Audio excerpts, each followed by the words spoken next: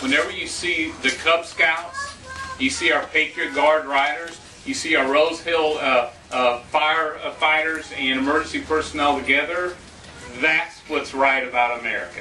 That's what's good about our country. So like you know, it's an honor to be here today, and I'm so grateful for organizations like Home for Our Troops who remind us that we in our home communities can do for our heroes so much for what they've paid such a steep price for our freedom. We do so little, they do so much. And the truth is, they serve without condition. They serve for the love of their country and those they fight with. And all they ever ask of you and me is that we never forget. That we never forget their sacrifice. And in this organization, Home for Our Troops, and all the volunteers and supporters who make homes like this happen, in America, we will never forget their sacrifice. Texas will never forget, and the Tomball area will never forget their sacrifice. And this home is a perfect example of it. Corporal Daniel Peterson, thank you so much for your service and your sacrifice to our country. Like others, I'm in awe of you, sir. And I think in Congress we actually get to call you sir as a Marine Corporal. Becoming a Marine sniper is no small feat, and neither are multiple deployments to Afghanistan. Both are worthy of all of our awe. And despite all that you have been through for our country, sacrificing limbs, undergoing painful surgeries and therapies with the love, support of your family, you're here today still a proud Marine who first and foremost did his job. It's an absolute honor for all of us to be here with you today as you receive the well-deserved keys to your future.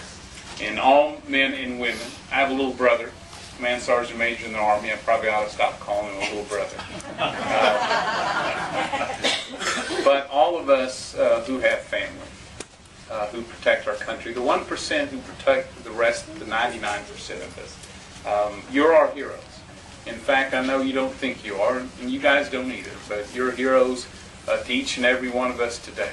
The small things that we can do to say thank you, to make sure you know we never forget. The truth is, you honor us by allowing us to help in some way. So, thank you, and God bless this new home. God bless our hero, Corporal Daniel Peterson, and may God continue to bless the United States of America.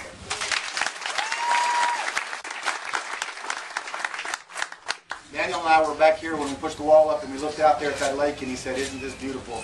He said, "I can't imagine what it's going to be like to wake up every day and look out there in the morning." And I can tell you, after going in and seeing the job that they did, the men and women, Spall Glass and Homes for Our Troops, and all of the folks that are involved in making this happen, and you cannot believe when you have the chance to see this in a minute, all of the wonderful amenities that are in there that make life a lot more easy for our heroes. And I don't want to keep you out here in this heat. I want to close by just saying one thing.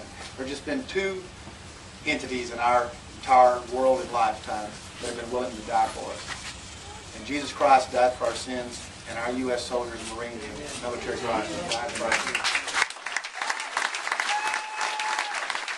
You know, there have been 50,000 veterans wounded in combat since 9/11. And that's based on the number of Purple Hearts that have been given out. But when you look at those 50,000 veterans wounded in combat, the Veterans Administration has classified about 1,600, actually it's a little bit under 1,600, but about 1,600 as being severely wounded and needing a specially adapted home. And these are the veterans that are predominantly double or worse amputees.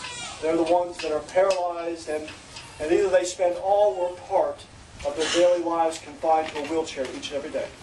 So these are the veterans that we reach out as an organization to try to help. These are the severely wounded. And you'll see when you go through what Spall Glass has done and you know, what they've done here for Daniel and the family. It's a wonderful home, and you know, I know that you know, for Daniel and all of our severely wounded veterans out there, that they would never ever ask for a handout. And as I see it, this isn't a handout; it's a gift.